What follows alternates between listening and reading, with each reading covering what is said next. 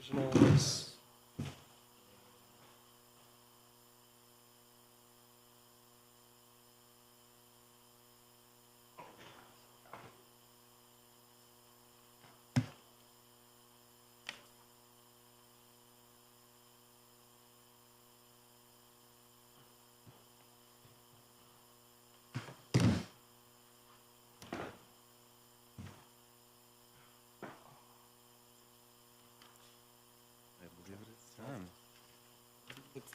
Yep.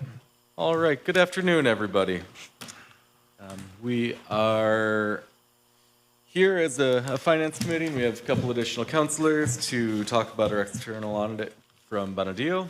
Corey Williams, I'm Chair of Finance. I've got with me Councilors Hogan Paniagua from the Finance Committee. Additionally joined by Councilors Gethers, Nave, Majoke, and Jones-Rouser. And so I guess maybe would one of the folks from Bonadillo want to come up and give us a high-level overview of, process and some of your findings? Yeah. That's up to you. If you're more comfortable sitting down, please. We have a presentation too to sort of summarize the giant packet. Thank you.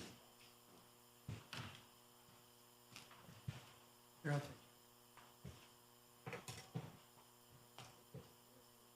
Yeah, I think we should have plenty.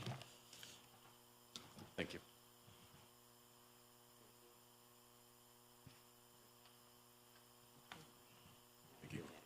Yeah, yeah.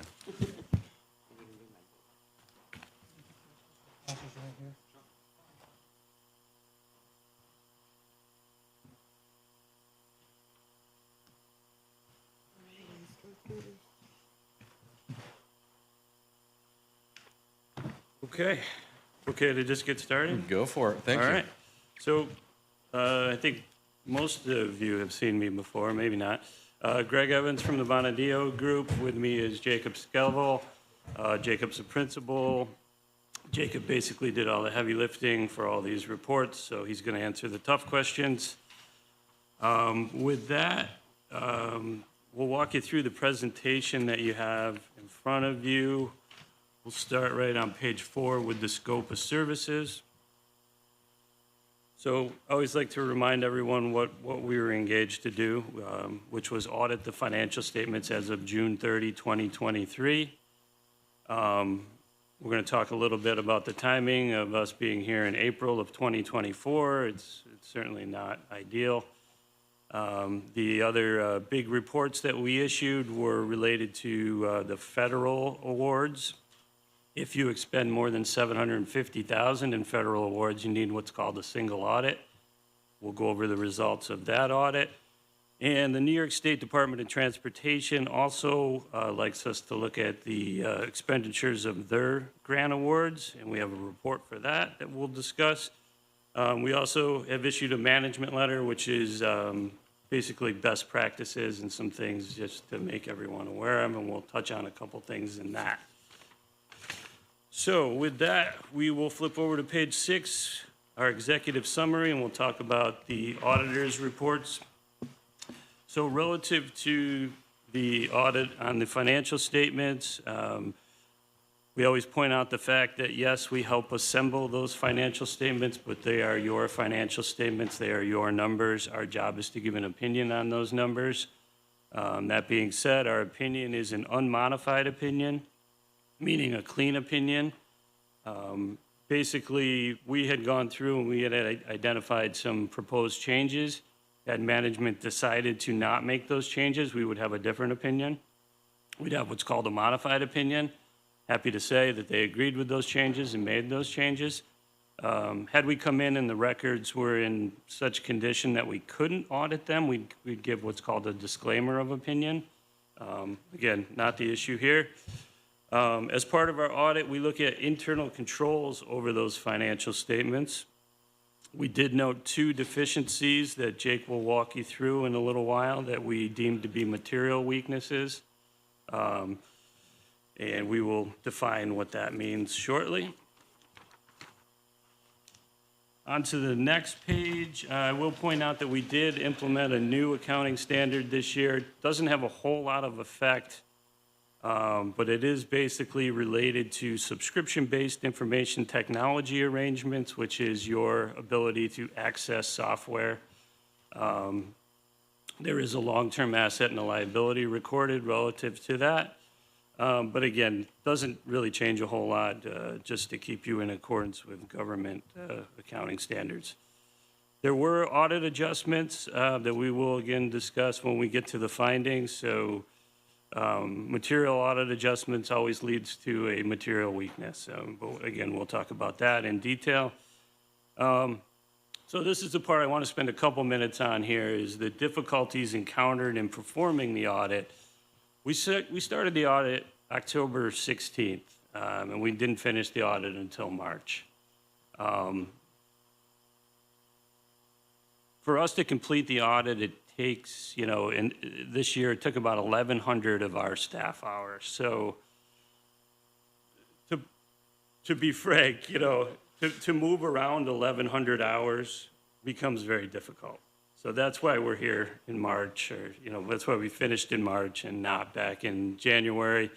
And certainly, when we look at the information that was provided, there was a lot of back and forth relative to certain items. And I think what I really want to point out here is when we don't get that information until December or January, it affects the audit planning. So again, it affects the risk assessment and the audit programs and all the things that happen as a result of gaining that initial information.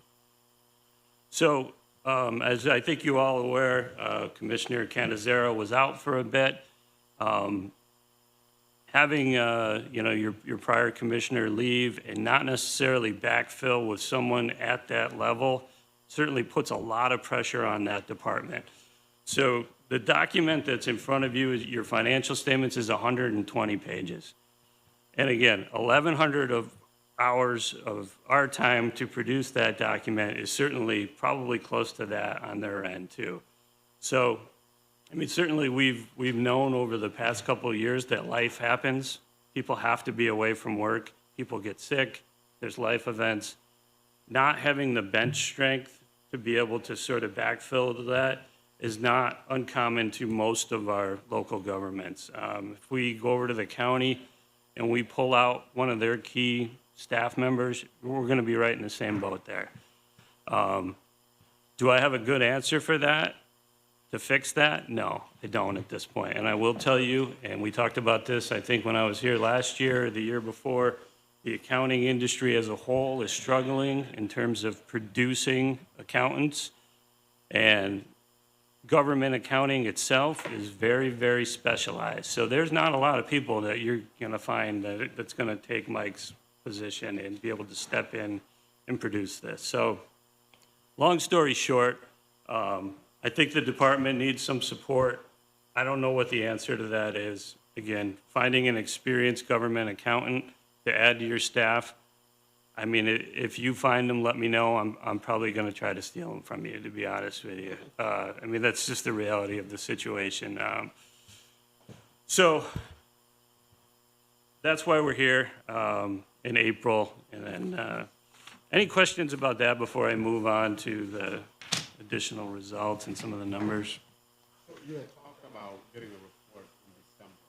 What would the time frame look like for you to really give you a thorough and So to get here in December or January, so that October 16th date that I threw out, we would basically need all of the information. And that's the goal every year. That's the goal, is to get everything we need to do this audit mid-October, and then we get through it. We get the school district's audit, which gets inserted into here, and we issue at the end of December, January, worst case scenario. So having that bumped out 2 months is sort of the reason for that delay.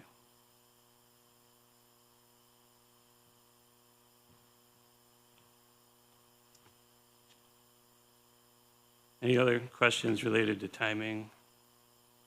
So October 16th is 3.5 months after fiscal year close. Are other municipalities, other entities able to make that timeline generally? Because I know this is particularly late, but I believe that we've not had an on-time audit in quite some time. I think it was 2 years ago that we were on time. But that was one in probably 15, right? So, honestly, that was to Mike's credit. Mike was heavily involved in the audit. Mike has the background to be able to produce the information. However, again, the audit isn't the only thing that happens in that department, unfortunately. You have your day-to-day accounting that has to happen and the other things that run a finance department. So, so in some cases, yes, you know, and we, you know, I always use the county as an example. Even with them, we used to issue, so they have a 12/31 year end. We used to issue by like March 15th. They had some turnover. That hasn't happened since that turnover. I mean, I think best case scenario, it's been May. So, you know, we're trying to get back to an April deadline over there too, but it's the same thing. When you have that turnover, it's very difficult to produce these financial statements. That being said, I think going forward, you know, if all things stay the same, I think, you know, at least from our end, we need to look at a more realistic timeline. Whether that's instead of planning for 12/31, it's January 31, or, you know, if we get to the point where we just like, all right, it needs to be the end of February, not the end of January. And we've been in budget hearings for the last couple days, and we've heard more conversation of challenges related to software than related to personnel. Can you maybe put your input or provide input on that balance? Yeah, you know, the software is a challenge. I think, you know, and this is just my personal opinion, I'm not going to speak for Jake or the firm, but I think PeopleSoft is a software that you have to know what you're looking for before you get into it. It's not intuitive. You're not going to just do your day-to-day transactions, hit enter, spit out financial statements. It's not going to happen. So it's a combination of having that high-level experience and a software that's going to work for you. I think the two of them have to work together. The software, yeah, absolutely is a challenge for sure. But if you don't have the personnel, it doesn't matter what software you have. It's, you know, it's not going to, you know, the old garbage in, garbage out type scenario. Thank you. Sure. Okay, so we'll move on. Page 8, the results of the single audit. Again, that's your audit of your federal awards. 2 major programs tested this year, Community Development Block Grant and your Coronavirus State and Local Fiscal Recovery Funds, your ARPA funds. ARPA funds will be a major program basically until they're gone per federal regulations. 2 things that we do with regard to single audits, we look at compliance with those federal regulations, and we look at internal control over compliance. So do you have the systems in place to keep yourself in compliance? We did have a finding related to one of the programs that Jake will walk you through. It was a significant deficiency, not a material weakness, so the lower of those 2 findings. And again, Jake will walk you through the details of that. In terms of your state transportation assistance program, we did not have any findings related to that. Okay, so we will move on to page 10. Again, So are you lumping both the CDBG and ARPA into that federal bucket? yes. Okay, Yep. thank you. So those are the 2 programs that we looked at. Just making sure they're both in there rather than one or the other. Yep, absolutely. In terms of financial statement highlights, so again, with regard to the timing of the audit, these numbers are certainly more valuable to you the sooner you get them. So I'm not going to spend a whole lot of time on numbers. I'm going to give you the quick overview that I'm sure you've heard some of which before. 2 types of financial statements in there. You have a government-wide financial statement, which is all of the long-term assets and liability of the city, including the school district.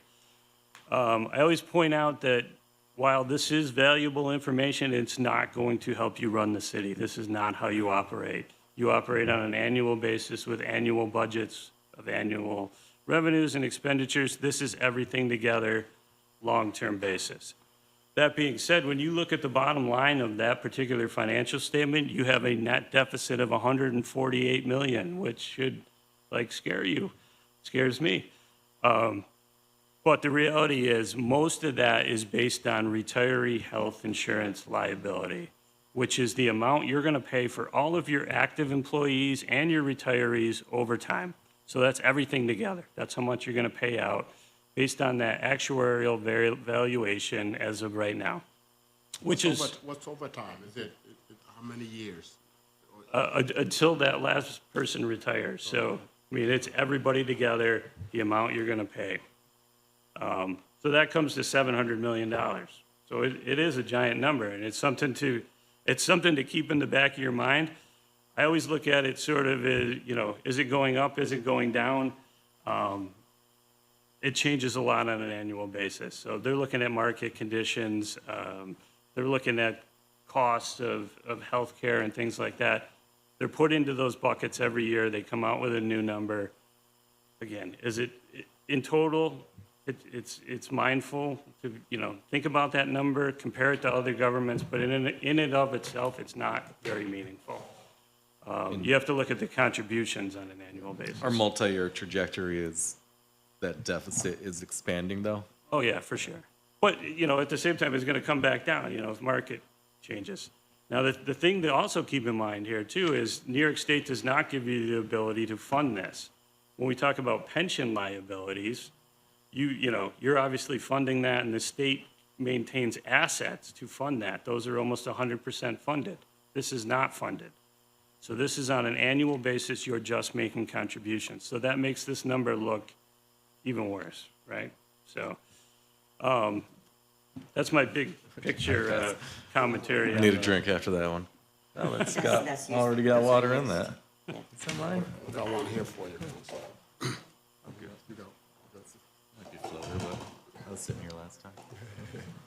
Okay, so now we'll move on to the fund financial statements. The fund financial statements are more in line with your budgets, right? So we always focus on the general fund, which is the operating fund of the city. So what happened with that this year?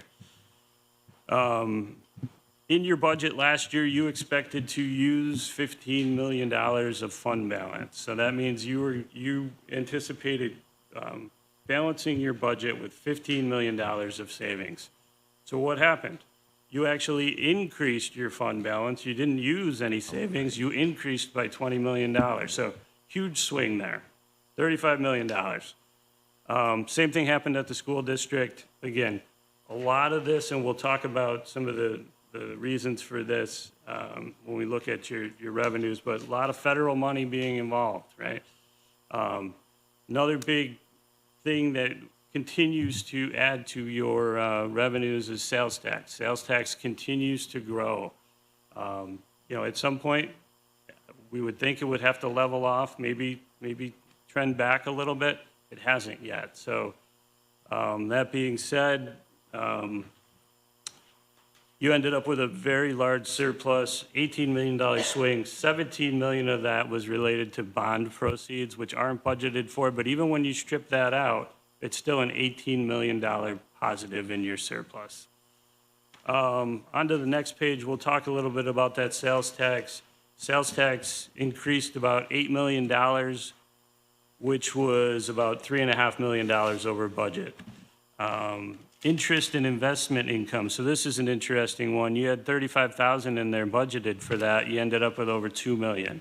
Again, and some of that is sitting on those funds from the federal government. You have a big chunk of ARPA dollars that's earning interest that is unrestricted, which is sort of contrary to most times when you get grants or when you have bond proceeds. It's usually restricted. Not restricted in this particular case. And that's because we're aggressively looking for wise investments in that, too. Right. Correct. Commissioner Canizero can take a bow for that. Yeah, absolutely. And those investments, quite frankly, are very limited. There's only certain things Sure. you can invest in. You know, it's usually CDs or T-bills, but those interest rates are so high right now that all of our governments are making money. Right. right. So, in terms of expenditures, positive variance on the expenditure side too. I mean, and this has sort of been the trend of the last couple of years. We've had some mild winters, tough to budget for mild winters when you know, historically have not had mild winters. And certainly there's been unfilled positions out there that have, again, historically created some of these budget surpluses. Any questions about those numbers? And we'll show you some charts and that sort of illustrate that shortly here. I'm assuming that these are the numbers that you've been hearing about throughout the year, and they sort of gel with the message that's been presented to you. Okay. So on to page 13, I do this just about every year, sort of a history of that general fund balance. Going back to 2015 and heading, you know, forward, we were certainly headed in a downward trend in terms of fund balance. Again, the pandemic hit 2020, things went really low, and then all that money started rolling in terms of, you know, federal dollars, in some cases additional state dollars, which led us to that much higher fund balance that we're at right now. And then on to the next page, you know, this is the general fund revenues and expenditures. So when we look at that, certainly those revenues have crept up, and the expenditures have, in a lot of cases, crept up with that. Can I bring back one page? Yeah, real absolutely. quick? So I'm just looking at 2023, well, all the years. Shouldn't you know at the end of the year whether the fund balance was assigned or unassigned? And Yeah, so how so- do we have unassigned at the closure of a fiscal year? So unassigned fund balance is Or pardon true- me, how do we have assigned at the close? That's, Yeah, so the assigned fund balance is typically the amount that's appropriated for next year's budget, which I think in the current year's budget was around $8 million. The year that we audited, it was around 15 million. This year, it's like 8 million to, again, basically pledge that gap. 23 on Oh, 23, okay. All right, so, yeah, so I assigned thought it all fund. ended up in one pot at the close of the fiscal year rather than continue to be. Right.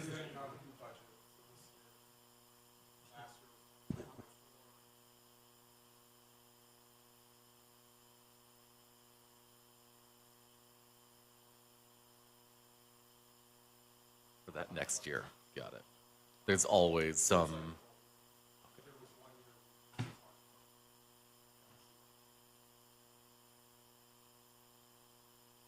That's 2021, right? Yeah. Got it. Yes. Okay, thank you for that clarification. So again, that unassigned fund balance is truly the savings. Everything that's left over, no strings attached to that. And again, on 14, we're looking at those expenditures going up, sort of in concert with those revenues going up. And then over onto page 15, we added this chart with federal and state aid, which to me is very telling. We go back to 2019 and 2020, 80 million, 70 million, going all the way up to 103 million, 94 million this past year. We know those amounts are going to start to come down.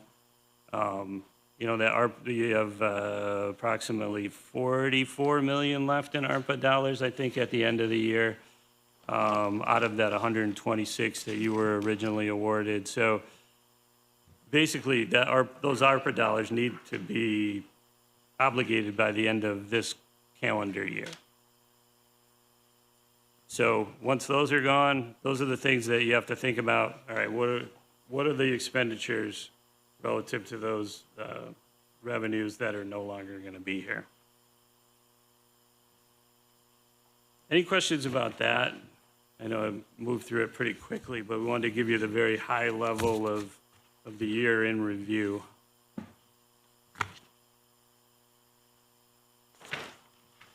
Okay, with that, we'll turn it over to Jake, who's going to walk you through. Just on that 14, I do think it's worth just pausing and thinking about, because we had the expenses pretty similar, growing a little bit, and then COVID happens, we contract, they go down, it takes time for us to get the ARPA money, we start to spend again, and then we're kind of slow, but when we get moving, we do get moving. So you can see then we go from 209 to 230 to 254. It's probably going to keep going up. It's going to keep going up. But I think that just is important. It takes us time to spend, but we do actually spend eventually. I think with the history, and Tim was, and Frank remembers, we were stunned that sales tax revenue still kept going up. We thought it would just collapse. Right. I mean, it was a very scary time. We'd meet with the administration and the finance committee would meet, and we didn't know how would we know what was going to happen? But actually, people kept buying stuff, So that saved us, really.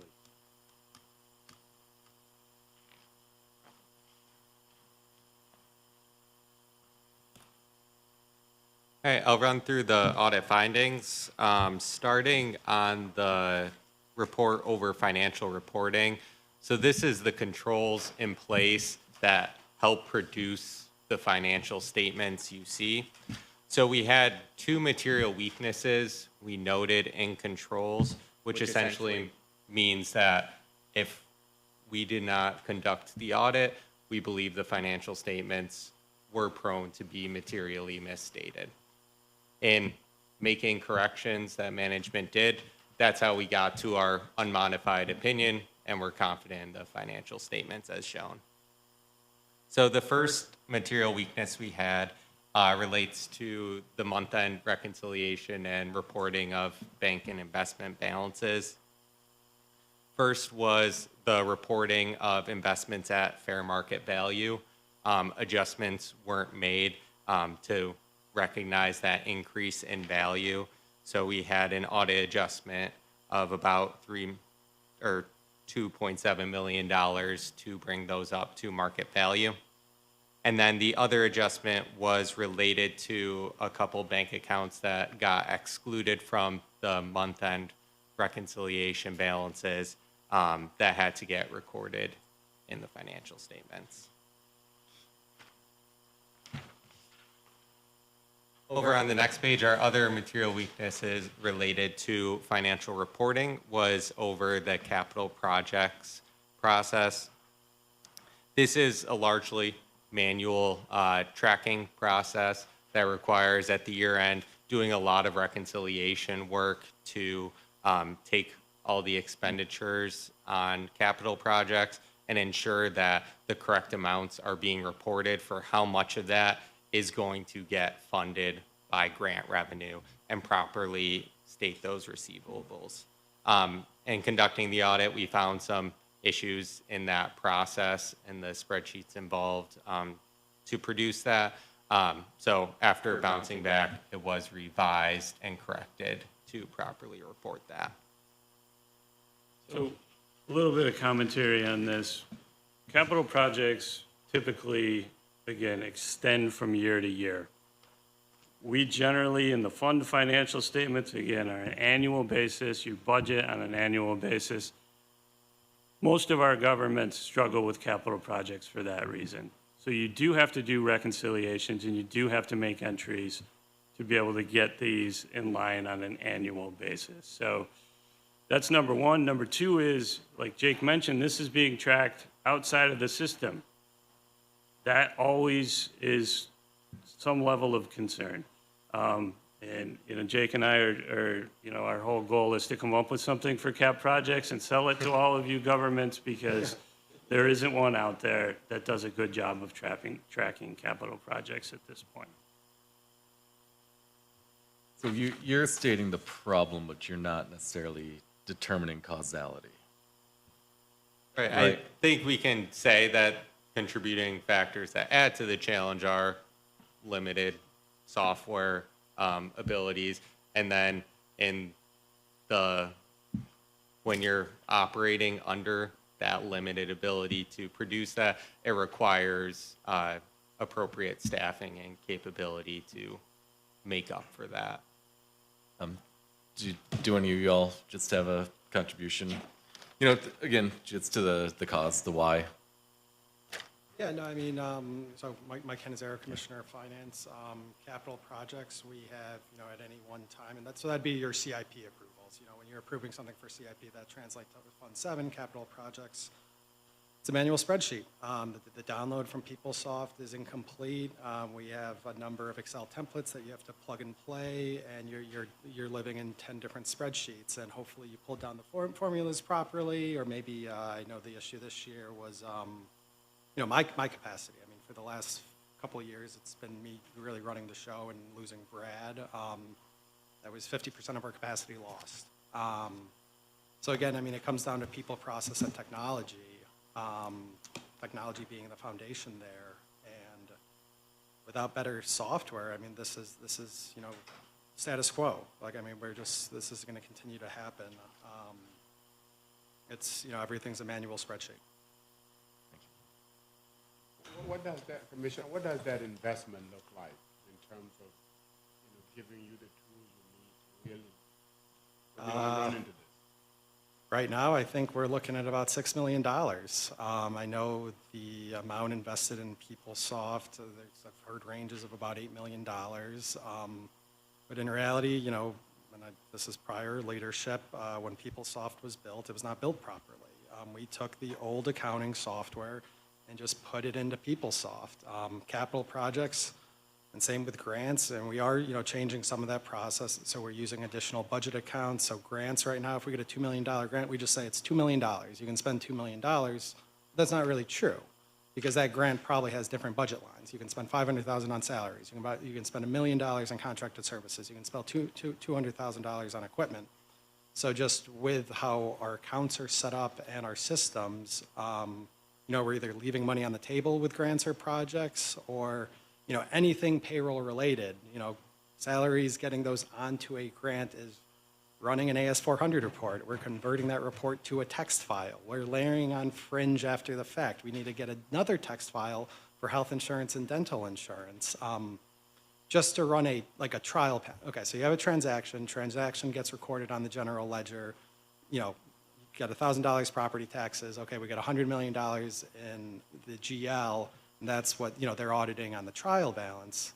You can't run a trial balance out of PeopleSoft and give it to them. You know, we have a manual spreadsheet that, you know, took me tens of hours to come up with. Now you have to copy and paste this into a different Excel sheet. Oh, are there new accounts? Because you have to layer those in too, because now your balance isn't going to be zero. So that's the check. So, I mean, it's, you know, with the hundreds of millions of dollars we're dealing with, having manual Excel checks, that's the environment we're living in. What is the, I apologize. I just want to clarify on your question. Mike's correct on the total amount, Councilor Majoke. It's $6 million for the entire system. That breaks down into a couple different components. So about $3 million of that would be for the finance and ERP system, the accounting system, whether that's an upgrade to PeopleSoft or others. The other half of that is for payroll and human capital management, which integrate in there. And as Mike has said, the salary components of that in the payroll system are a big part. The same program you were talking about yesterday. That's or correct. Oracle, Yep, right? yep. That's So what- is that $6 million in Oracle? total. The accounting portion of that's about half of it. is that the Oracle or Oracle.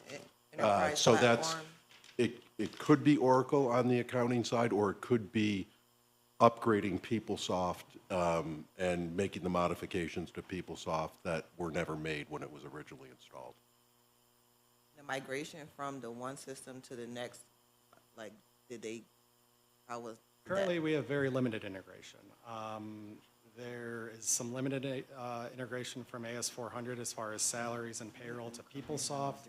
A lot of times those journal entries don't post properly, so then someone has to go in and fix that journal entry, which every other organization, it's a button, and then payroll's posted. Whereas us, it could be, you know, depending on that entry and, you know, what type of lines need to be adjusted, it could take us hours to get payroll posted, which again, you know, in other organizations is a push of a button.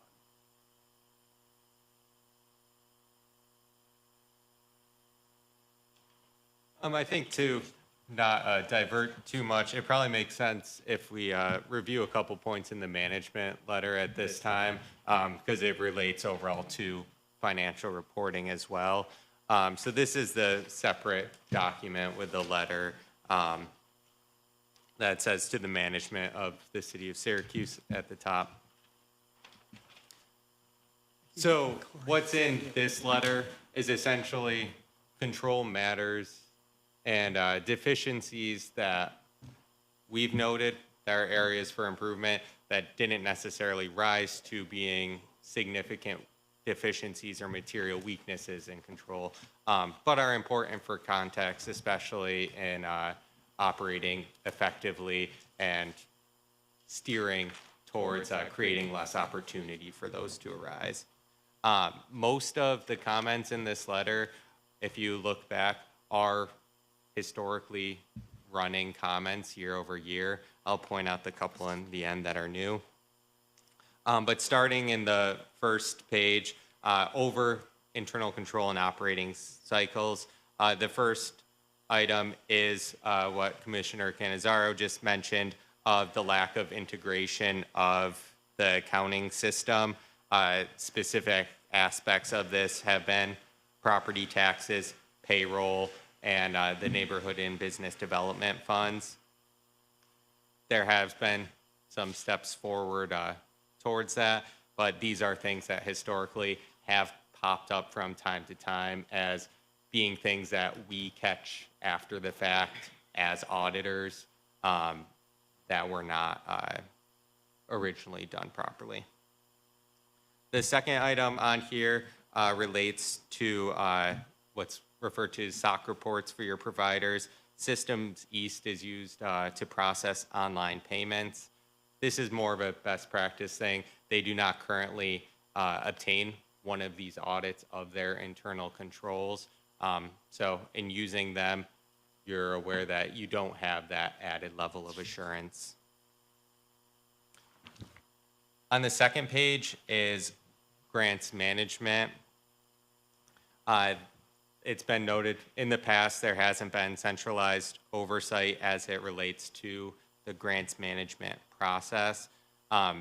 This, in a lot of ways, is sort of similar to the capital projects issue that we've mentioned of the level of tracking of how much has been spent and how much has been claimed under grants and ensuring that that proper communication does happen.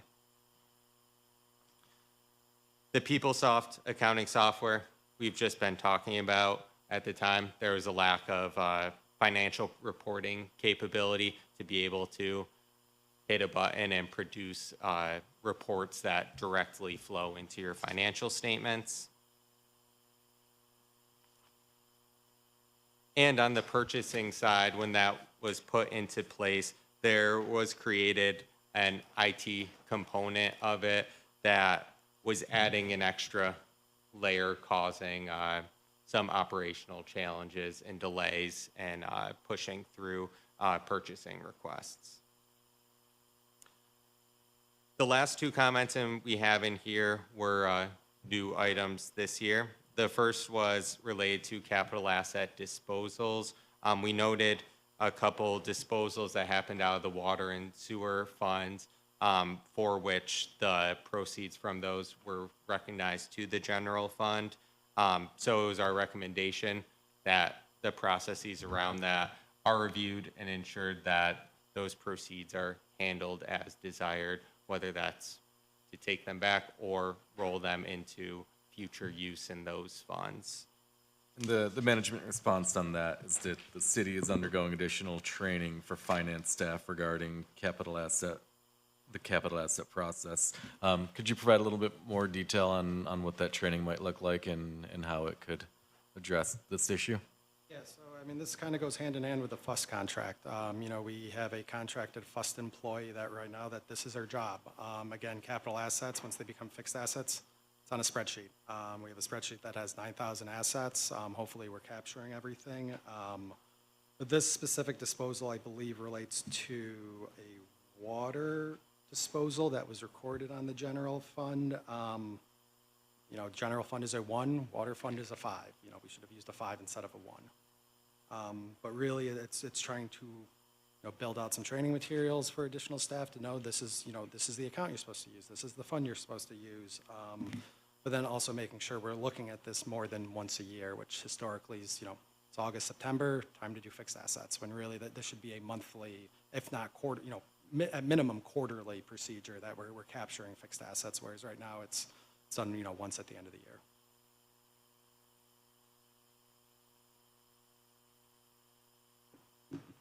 And the last item we had in here was related to that new accounting standard Greg had mentioned previously.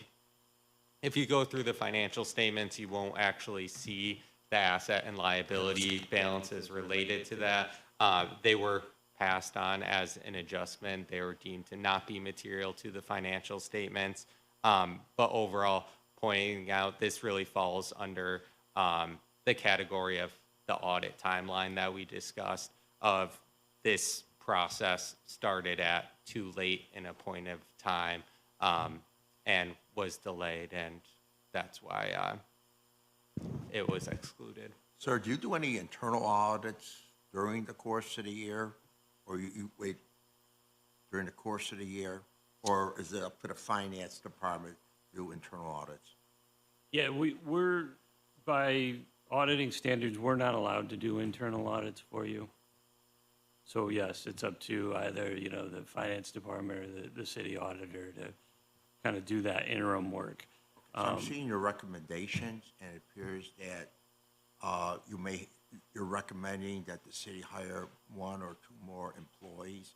Do you believe they're understaffed, or do you believe that with some of your recommendations that, like with the finance department, they're going to handle more of a responsibility? And I see this. So what is your, can you go further from your recommendations that you've given Mr. Cannizzaro? Yeah, I think additional staffing would help. I mean, when you think about the, you know, sort of the institutional knowledge that is left over the past few years, and again, that ability to produce governmental fund financial statements is sort of limited to Mike. So, you know, all those day-to-day things that need to happen, he needs additional support for that. I generally don't sit here and make management type decisions saying you should hire additional people, but I think you need to hire additional people. I mean, I'm going to have to step out of the box a little bit here and take off the auditor hat and say, to get this done on time and to get where you want to be for financial reporting, I think you need additional people. I think you need additional systems that work well. Either again, you know, whether it's that upgrade or a different system. So, I think to your question, too, you asked specifically also about adding more to the plate when there's already an issue of staffing. And I think that is the best opportunity to add continuity, because as you see with turnover and the effects of it hurt even more when resources are spread out. So then you may have one person in a department and they're the only person with certain institutional knowledge. So if you are able to build up more centralized resources, that can help with those processes and handling that. Can someone in those departments oversee themselves, or it has to go right to finance, like DPW? Or someone in DPW that overlooks its purchasing, its finances, maybe? On the FinOps department budget, you'll see a number of fiscal officers. So those are finance people, you know, they're being paid out of finance budget, but they are kind of embedded in the department. So specifically at DPW, we have Jenna Vendetti, you know, she's a finance employee, but she sits at DPW. At Fire, we have like Allison Mondo and Maria Vigigliotti. Those are fiscal officers. They're finance employees, but they're there as kind of that liaison between the operating department and finance. Okay, thank you. I'm focusing on the last two. recommendations in here because you mentioned they are the two new. We've heard, software, we've heard a lot about in the last couple days, both in, this session, the couple prior. But when we were having a conversation with budget before you walked in, we were talking about software being moved to digital services. And then, I'm seeing here in the management response about a data governance committee that was founded. Could someone give a little more background on that and where they are in terms of, their capacity and ability to work, how frequently they meet, what they're doing, that type of thing? Sure. Again, Frank Kaliba, the city's chief administrative officer.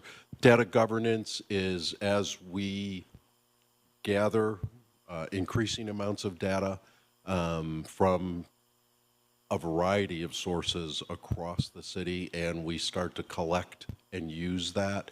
One of the concerns we have is that it's being used appropriately and that it's being shared appropriately. So the Data Governance Committee is charged with exactly that. What do we collect?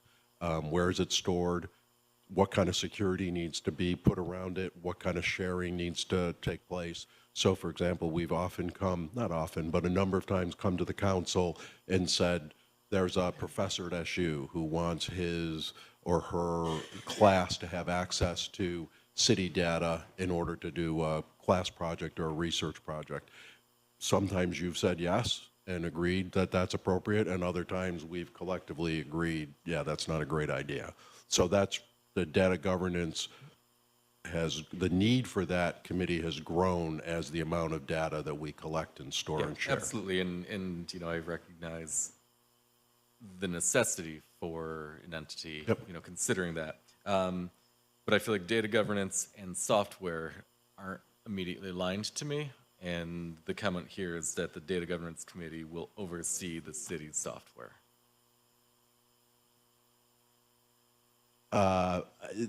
They don't oversee the city's software. That would be an incorrect statement. The Data Governance Committee works alongside, I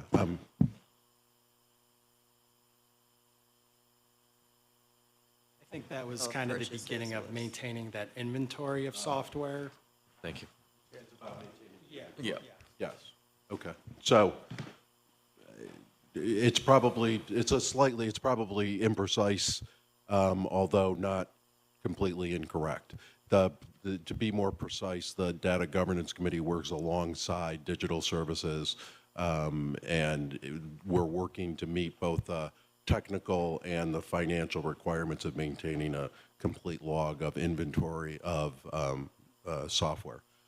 Because it is been both technically difficult and financially, based on the new requirements, difficult to meet the standards. So Data Governance Committee is a part of that equation.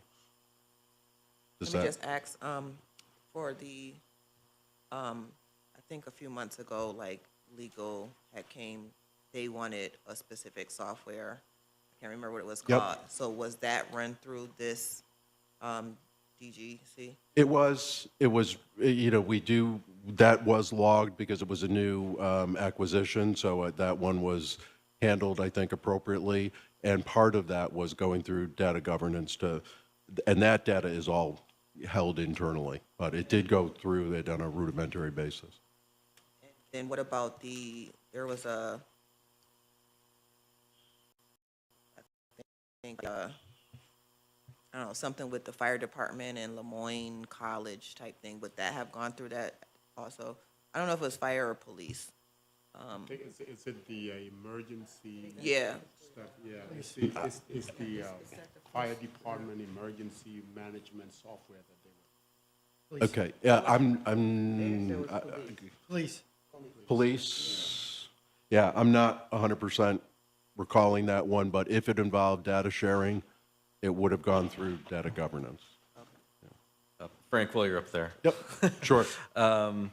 Internal control and operating cycles. Second point was around Systems East and Republic not having internal processes of their own. Per management, no update to report. We don't have an update. We've got a long-standing relationship with Systems East. They've done a great job for us. We feel like they are meeting security requirements, but they're not meeting the highest standard, and we agree that that's a deficiency. But we also feel strongly that making the change would be arduous at best, and we've been loath to do that. But should we? And you all are okay with the level of, Yeah. I don't know if risk is the right term, but. Yeah, I mean, it's certainly, we take that into consideration when we plan our testing and our risk assessment. So it's sort of, you know, here's what you should know, and, you know, we have to respond to it, so.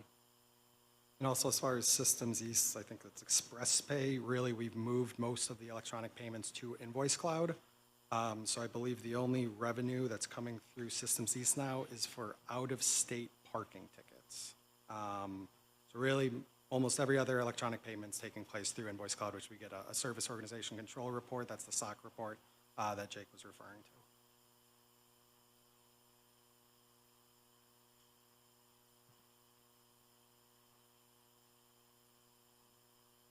Okay, we're in the home stretch here. One more finding. All right, circling back to the original presentation there, moving over into grants and compliance world, on the federal single audit, we did have one finding that was a significant deficiency in your internal control over compliance related to those ARPA dollars and amounts spent. It's on page 19 of the presentation. In two of our selections for disbursements of 25 selected, we selected expenditures that were awarded as sole source contracts, meaning they didn't go through the competitive bidding process. That is permissible, and based on the further inquiry and work we performed, we did not conclude that this was a compliance finding. However, we were not able to view documentation to support that all the information was reviewed in a proper and documented manner to reach that determination at the time that the competitive bidding process was waived. This was not material to the dollars of the program, which is also part of why that it doesn't rise to the level of a material weakness. We would be able to find out what two of those programs are, right, Frank? Those two programs that they found an issue Two with? disbursements. Two disbursements, Yes. two entities that we would be able to find out who they were. Yes. Okay. These were both in water, I believe. Were they not? Yeah. One was related to parks, right? Oh, and the saltwater conversion. Yep. Right. Yep. So again, no quarrel with what the money was spent on. It's just the documentation of, all right, how did we get to be a sole source provider? What did you do to go out there and find out that these were the only guys that could provide this service or this particular product? So that's sort of the, again, supporting documentation finding more than anything here. Hot water conversion, is that where they said something about the, like, chlorine process? Okay. Yeah, and I remember that discussion here, you know, that they were the only one that could supply chlorine for the summer swimming and all of that. Yeah. And our auditor's point is that we should better document that, which is kind of circular, going back to the decentralization of grants and contracts that we need to make sure that we're pulling back in so that we ensure that that's all in the same place. Now, Frank, and maybe Greg can even, all the ARPA money that we dispersed, do we expect throughout, I mean, I imagine this will happen, there'll be federal auditors coming in to look how we spent it? You think that, or what?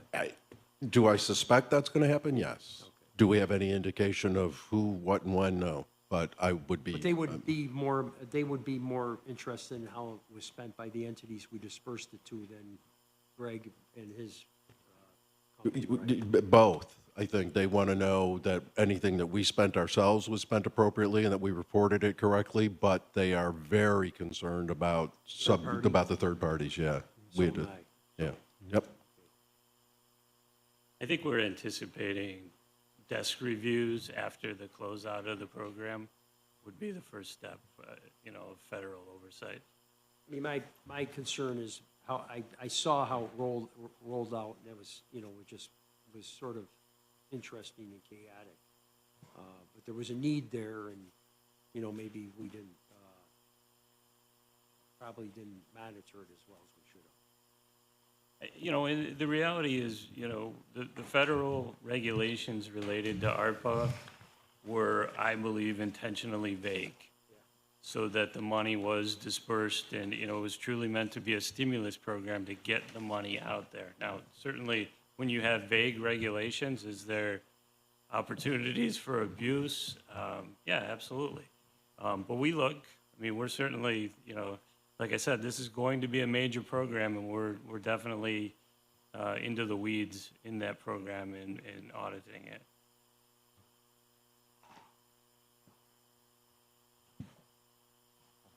Greg, Jake, we appreciate your time. Thank you for coming down. Thank you. Absolutely.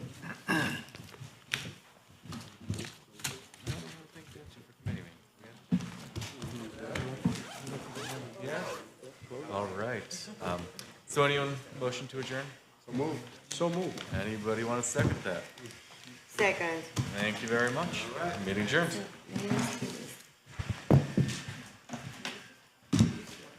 I've had a budget.